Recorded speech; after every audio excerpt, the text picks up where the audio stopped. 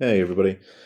So with the exams ever looming, I thought that it would be a good idea to produce a few screencastifys for you all on the various different exam questions that are going to come up. Um, Mainly to give you a quick bit of like a reference to go back to, reading through some of your essays, and your reflections at the end of them.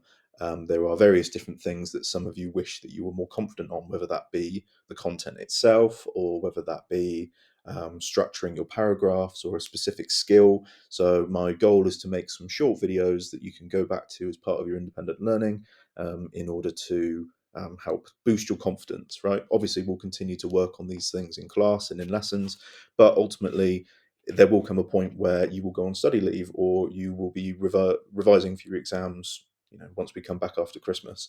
And it will be down to you to develop that confidence and to make sure that you are as prepared as possible for when those exams come in May or June. Okay. For this first kind of topic, we're going to focus on evaluative essays primarily. This video is mainly going to be how to actually revise for an evaluative essay. Other videos to do with looking at past questions and um, planning and things like that will come later on. Okay, so just to give you the brief headlines, we spoke about this quite a lot in lessons, but it's important that you know this stuff. An evaluative essay is going to be the first question that will come up in paper two. There'll be a choice of two questions, and you only need to answer one of them. It's worth 30 marks altogether. 10 of those marks are for your AO1, so your line of argument and your use of terminology, and AO2 is where the majority of the marks are. That will be your use of theory and linguistic issues, discussing that as part of your answer. Okay.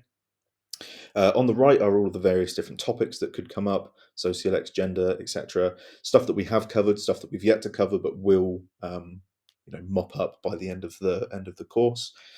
The only topic that is guaranteed to come up in some capacity is language change. So if you enjoyed that topic or you feel fairly confident in that topic, that's always going to come up.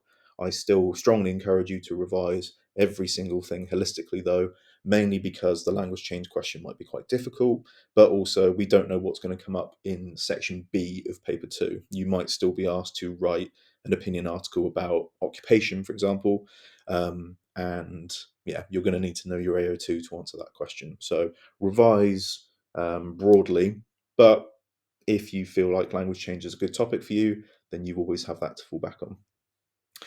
Interestingly, the question could also be a mix of different topics. It's not just as binary as a sociolex question or a gender question, for example. Last year, the question was evaluate the idea that language change is caused by contact between different social groups. So obviously, the question is guiding students to use language change theory and argument, but also stuff related to sociolex or accent dialects and things like that.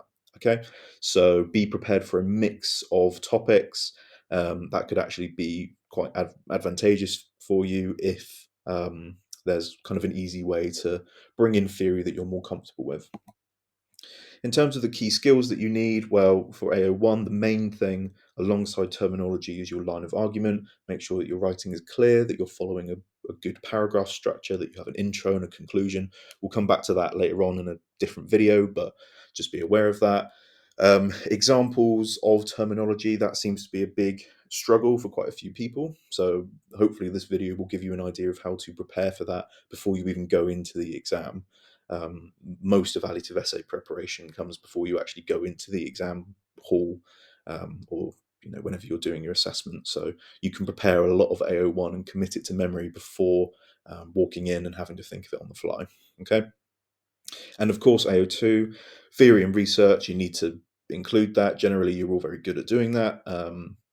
Yeah, and display your knowledge as well. Don't just name drop things.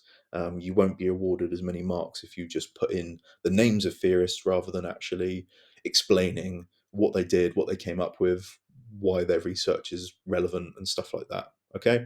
And as always, you need to make sure that you're linking theory together, but that you're also critiquing it and you're evaluating it as well. Okay.